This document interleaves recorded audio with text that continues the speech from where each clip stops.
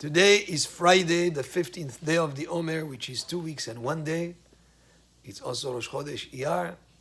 It's the eve of Shabbat Tazriah Metzorah. And tomorrow, by the way, is also Rosh Chodesh. And tomorrow we're going to be reading the second chapter of Pirkei Avot. Yesterday we explained some Mishnayot from the first chapter. And today we'll explain a Mishnah or two from the second chapter.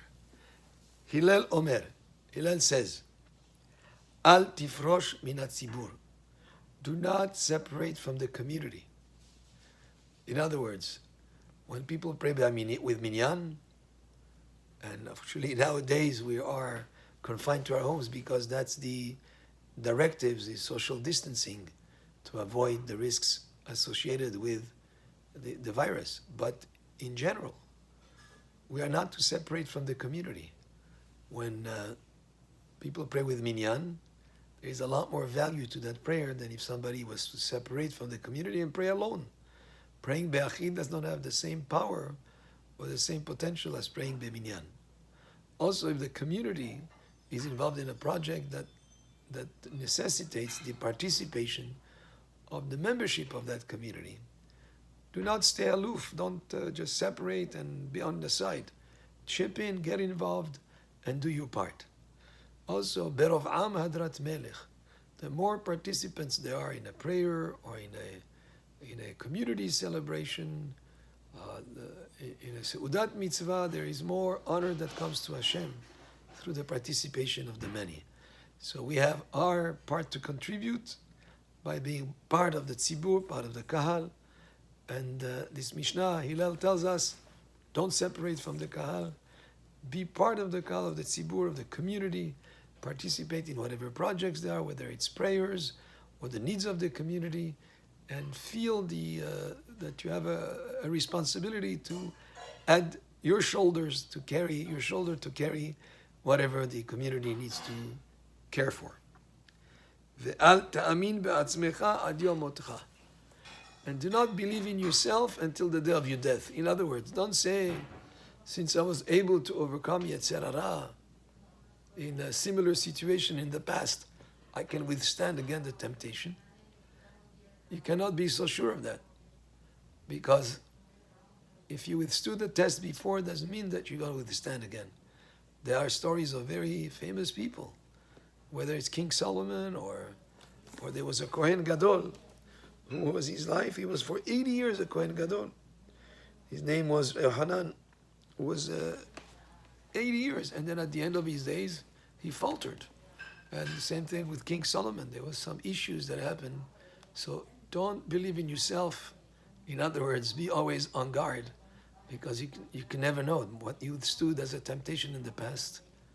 You may not be able to withstand in the future. So just be careful and be on your guard in general. And previous success doesn't mean that is a proof that you will continue in the future.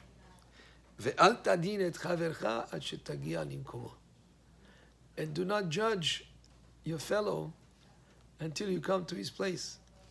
In other words, don't say that, don't be judgmental, because in a sense, you're not really involved in the same circumstances of the other person.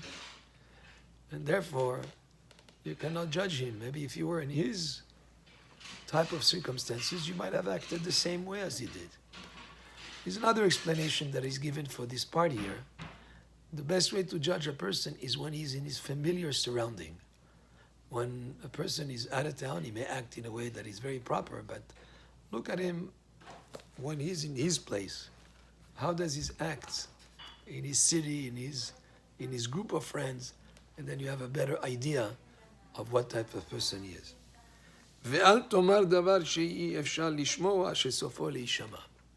Do not say something in a way that is hard to understand, and you say, well, people eventually will understand what I mean. No.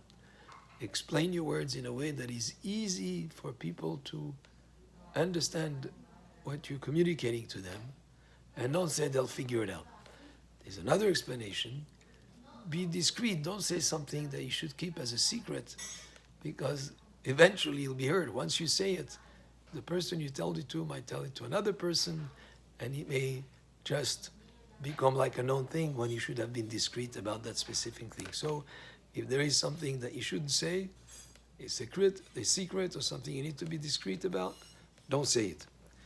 ואל תאמר לכשאפנה אשנה שמא לא תיפנה.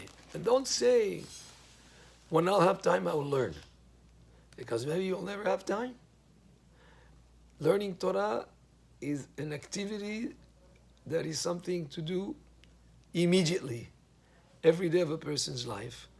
And a person should not say, well, I'm too busy now, I'll do it when I retire. Or maybe I just finished this business deal and then I'll have time to be able to learn. Because maybe you'll never have time. Maybe you'll always be preoccupied with other interests or other compelling circumstances or projects, and you may not have the time to learn. Therefore, this Mishnah, Hillel tells us, don't say, well, I'll have time, I'll learn, because you may never have the time. When is the time to learn Torah? Every single day. And this was one of the Mishnayot that we'll read tomorrow in the synagogue. Baruch Adonai le'olam, amen ve'amen. Maybe if not in the synagogue, then we'll read in our private homes. But it's important that each Shabbat between Pesach and Shavuot that we do spend the time to read the Pirkei Avot for that Shabbat. And tomorrow it's the second chapter of Pirkei Avot. Baruch Adonai le'olam, amen ve'amen. Shabbat shalom and Rosh Chodesh Tov U'Mvorach.